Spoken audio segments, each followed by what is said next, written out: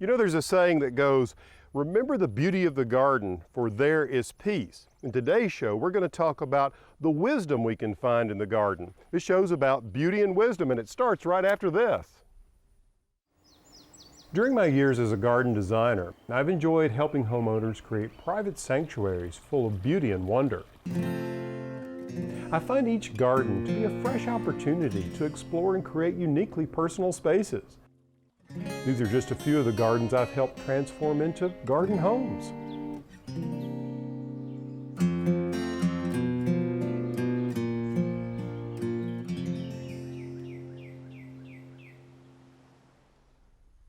Hi, I'm Alan Smith. Welcome to the Garden Home, a show about design and blurring the lines between inside and out. Now in today's show, we're going to focus on two things that I think are very important, and I can use more and more of it in my life. That's beauty and wisdom. For example, we're going to take a look at sustainable ways to deal with runoff water, as well as watering trees without waste. Also, growing beautiful Japanese maples. Aren't these gorgeous? We'll also take a look at how to grow some of these great performers that will, well, they'll endure the summer heat and just keep on blooming. But we'll get to that a little later. First, what I want to do is check on the progress of construction. Come on, let's take a look.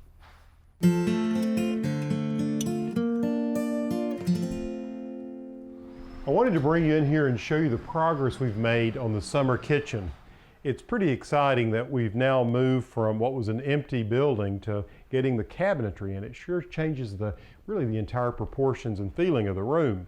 Now, what we've done here is created some cabinets that are, I guess, probably a modern turn or interpretation on what a farm cabinet might look like.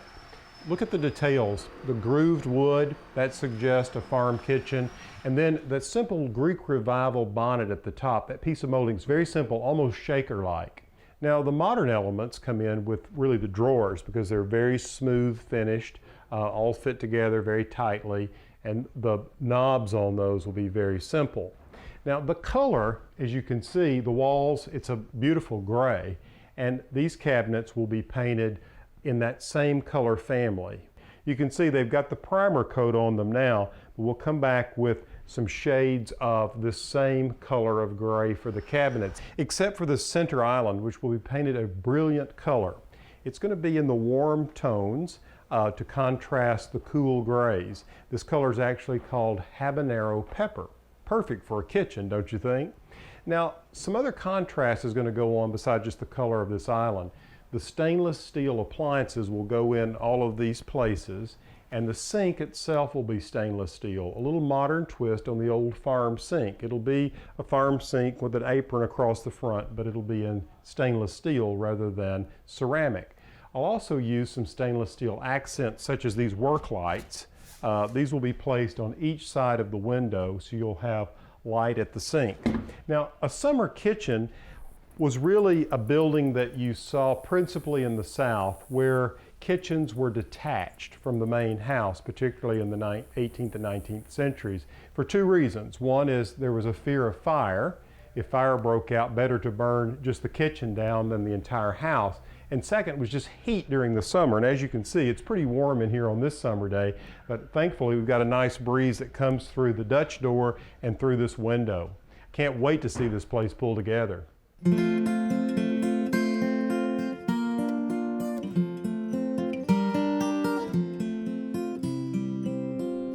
know, as far as I'm concerned, this idea of being green applies to doing things correctly the first way.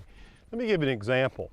I planted this heritage orchard with all apple trees. We've got about 16 varieties, and it was important to me that these young trees have the best chance of survival. So when we planted them, we made sure that we used mycorrhizae, which is a fungus, to get the roots stimulated. We used humus, we used organic fertilizer, and to water them, what I like to do is use these irrigation bags, and we can just fill them up with water like this.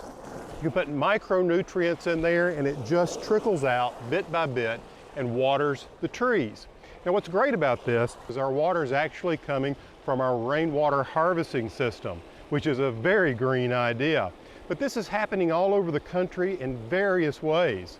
Stormwater expert Katie Teague tells us about the rain garden at the University of Arkansas in Fayetteville and the importance of using native plants. So often we're blessed with rains, but we hate to see that wasted. When it runs off our roof or off our landscape, oftentimes it goes down the street and we lose it to our neighbors or down to the creek. A rain garden is a great idea that can capture that water, use it as a resource, and you end up with a beautiful landscape. This is an example of a native plant. It's a purple coneflower, it's an echinacea, and the beauty of it, it has very deep roots, so it can withstand very dry conditions. It goes down deep and can tap into those water supplies, but at the same time it can also handle really wet feet for weeks at a time. We're going to go ahead and put this in our rain garden, and you'll notice that this is a landscape bed. It is a depression. There's a little bit of a lip. There's a berm to it around the edge. Usually the garden itself is maybe about 6 inches deep, about 3 inches down from the ground surface and 3 inches up from on top of the berm. And again, that allows that water to collect and be stored and drain within about 48 hours. That's kind of a key. These are not water gardens. You want that water to soak in, because within about 48 hours you can get a breeding ground for mosquitoes. Rain gardens, typically, it's a great idea to amend them with some compost and maybe some sand. Again, anything that's going to encourage water holding capacity and water infiltration. And while it is critical to water and irrigate that first year or two until the plant roots get established, beyond that, the goal is to have these plants thrive just on the rainwater that they receive naturally. There's a lot of different examples of natives, and you really need to check with your local extension service to figure out what might grow best in your area. Here again, we had the coneflowers. Black-eyed Susans obviously do very well, or Rudbeckia. We have the Liatris. The penstemons just finished blooming. We also have some lobelia here. And again, probably the main things to remember about the rain gardens, one of the biggest things is just so low maintenance. You're utilizing free water resources. There's no added irrigation. These are natives, so they're very tolerant. They're pest resistant, and they won't require added fertilization. So it's a great thing to try in your home.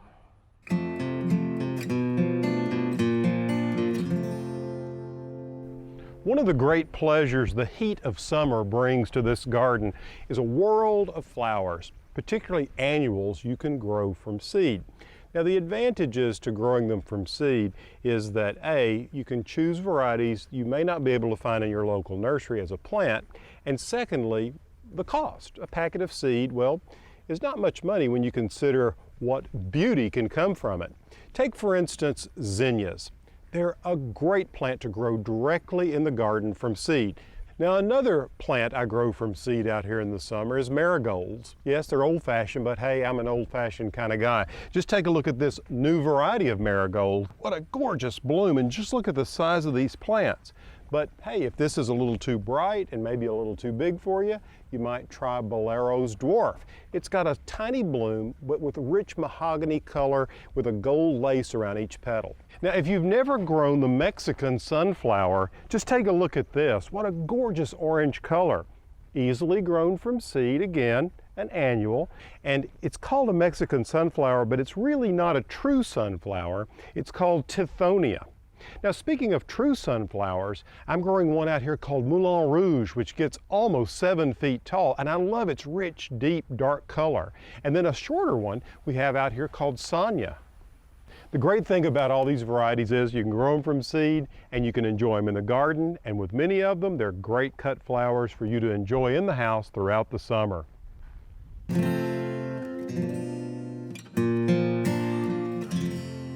Many people seem to have a phobia of pruning, but if it's done correctly, it can be the easiest way to ensure your garden looks better year after year.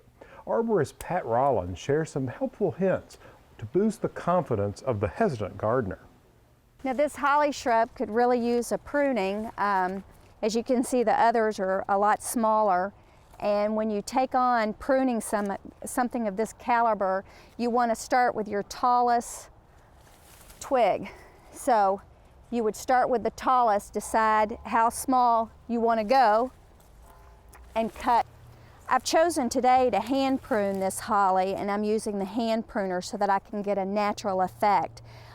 You wouldn't want to use power tools such as shears on this particular plant, because you would cut into the leaves, which would cause browning of the leaves and dying of the leaves. You can prune it in the fall going into the winter, and you can use the berries in your homes for decoration during the holidays. You don't want to do a lot of intense cutting to make the shrub smaller until the spring season, late February, early March, when you can prune harder before your new flush of growth. The more you prune, the more confidence you'll have in your pruning skills. Just be sure to start with your tallest branch, work your way down to the size you're looking for, and move about your plant as you prune to create the size of the plant you're desiring. I enjoy growing herbs both in my raised beds here in front of the tool shed as well as in containers. We had a little wind last night and it blew this pot of dill over, so I'm just tying it up. It's beautiful in flower bouquets with its chartreuse blooms and this glaucous gray foliage. Now I grow lots of different kinds of herbs in containers. You can see them around here. I have pots of chives, this prostrate or creeping rosemary, lemon thyme, and over here you can see oregano. There's parsley. And then this herb, which is one of the newest I've ever grown, is one called stevia, S-T-E-V-I-A. Now stevia is an herb that comes from Paraguay, and I've found it very interesting because its leaves are so incredibly sweet. The other thing that's so fascinating about this plant is that you would think something that sweet, the bugs would be all over it, but I've had no problems with pests with it at all. As you can see there in the back, I had some beautiful pots of dianthus and violas and pansies. Well, the violas and pansies are dying out, and now it's time to replant. So I picked up some extra pots of stevia because it's grown so well. These are getting kind of long, so what I'll do is just pinch them off like that, and they'll branch out immediately. This herb will grow to about 24 inches tall, and as you want to use it in teas or anything you want to sweeten, you just come out in the garden and collect it.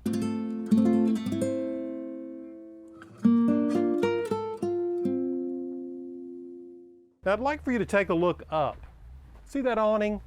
It's a great example of something that makes very good sense. It's very practical, and it's beautiful. It works with the decor and the design of what we're creating out here. You see, the idea is that we want the inside to be comfortable and we want the outside to be comfortable. We want both places to be equally beautiful. So on the inside, we have energy efficient doors and windows. On top of that, we have the awning that blocks the sun in the afternoon. So what we've done is created a little patio space where you can sit back and look at the garden and the landscape beyond, blurring the lines between inside and out.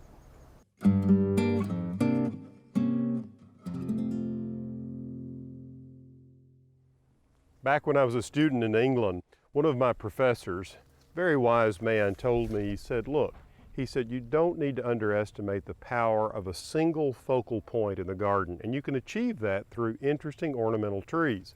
Well, at that point, I had never seen a purple smoke tree, and that's what this is. The genus is contentedness, and I just love it. This one's called royal purple, and the reason it's called a smoke tree, look at this ethereal bloom. Isn't that gorgeous? Now, the reason to grow it really isn't so much for the bloom, but this incredible foliage.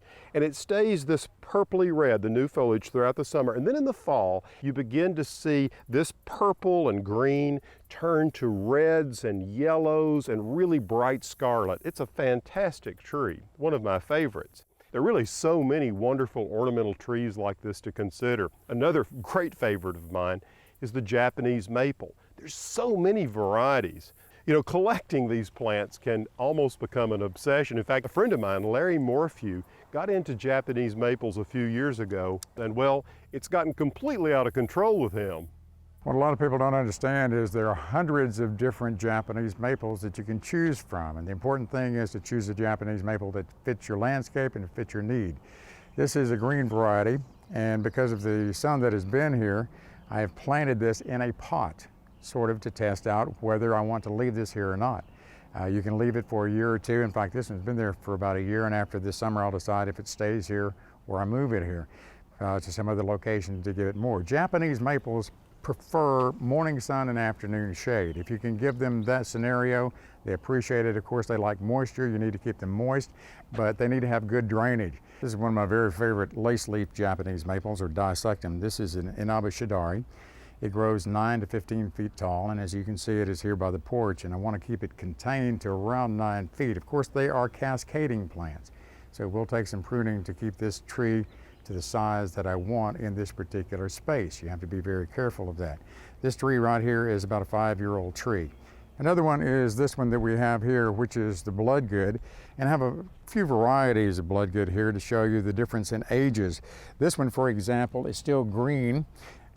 This brings up the point that you have to have some sun to get the red color on a Japanese maple. This one has been in the greenhouse and it hasn't got a lot of sun on it, so it's still green.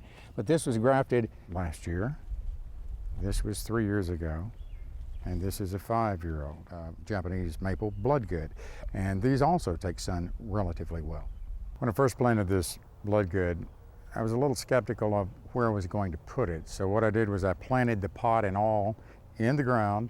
I kept it in the ground for about 9 months, and it did really well through the summer. So I brought it up, took the pot off, put it back in the ground, and it's done it really well since.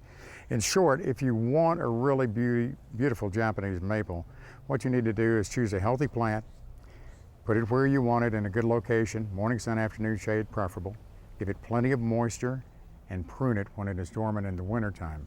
Up to 20% pruning, it will make that tree much more fuller and beautiful when it comes out in the spring.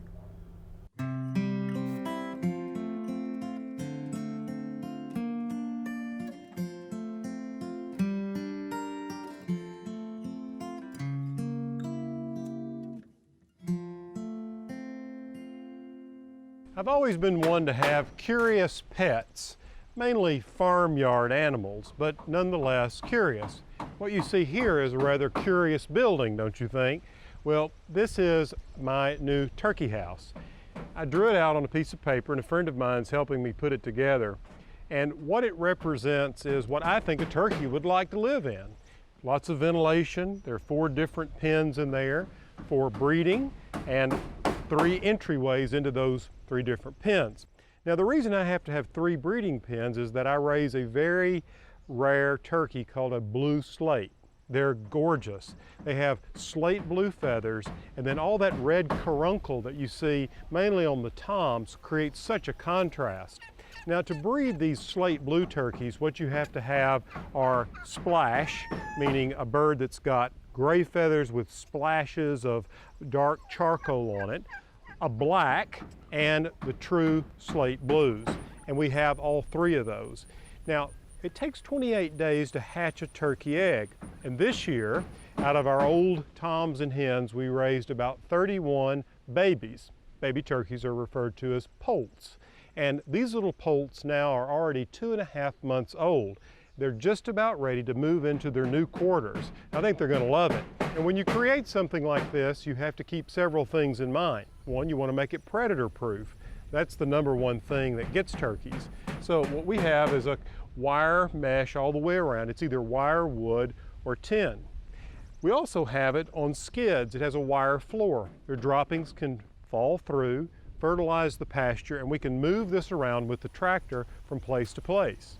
On the inside, we'll have a place for nest boxes, and we're using pine sticks about this diameter for roosting poles. Makes them feel like they're out in the woods where their ancestors came from.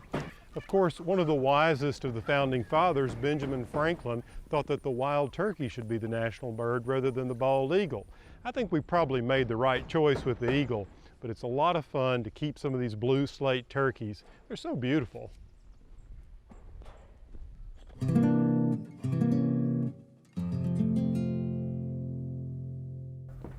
During each show, we try to spend a little time here in my design studio. It's a part of the show I really enjoy. It's when you send in photographs of your gardens where you're looking for a little bit of help, a little inspiration to help you maybe get over a hump. Today we have a beautiful little house in New York. Christine says, "Alan, I love my house, but I don't like the fact that it's not symmetrical." Well, you know, Christine, I think it's a charming American farmhouse, And there's a difference between a place being symmetrical, which in this case the porch would come all the way across and the door would be centered, and it being balanced. Now, you can change the porch if you want. One of the complaints that Christine has is that the door is not centered directly on the steps.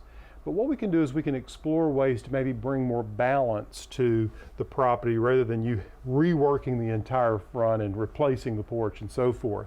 So why don't we think about some things that we can do to restore some balance. All right, let's get started.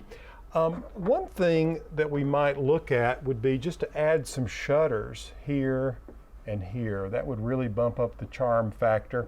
I like the fact that you've got a simple green and white theme going. You can put the shutters on the underside of the porch like that.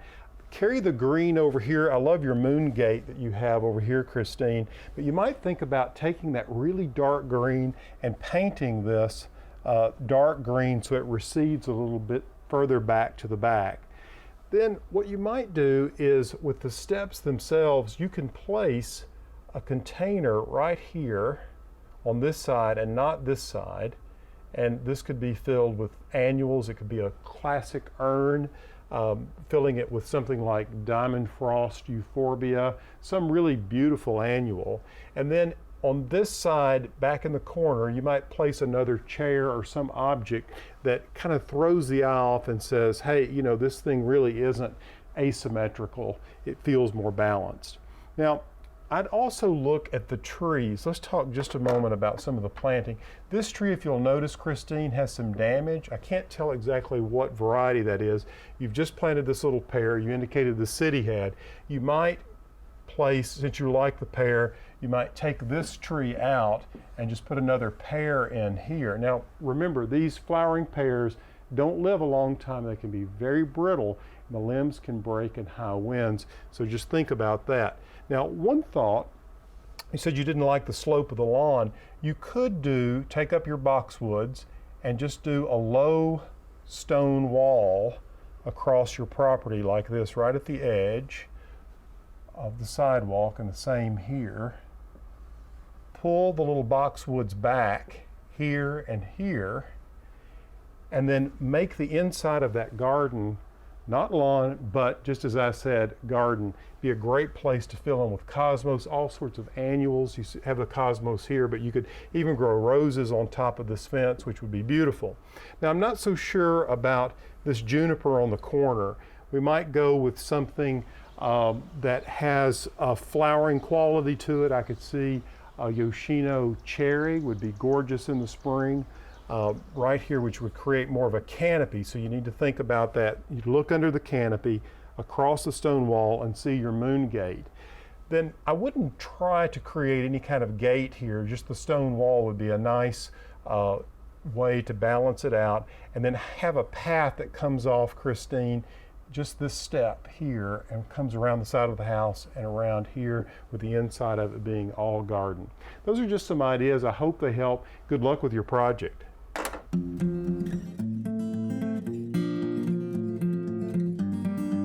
Well, as you can see, we're making lots of progress with the house and the garden. Just look at these hydrangeas. That's all the time we have for today's show. I hope you enjoyed it as much as I did. You know, I hope it really inspired you to spend more time in the garden. There we can find unending beauty and wisdom. Until next time, from the Garden Home, I'm Alan Smith.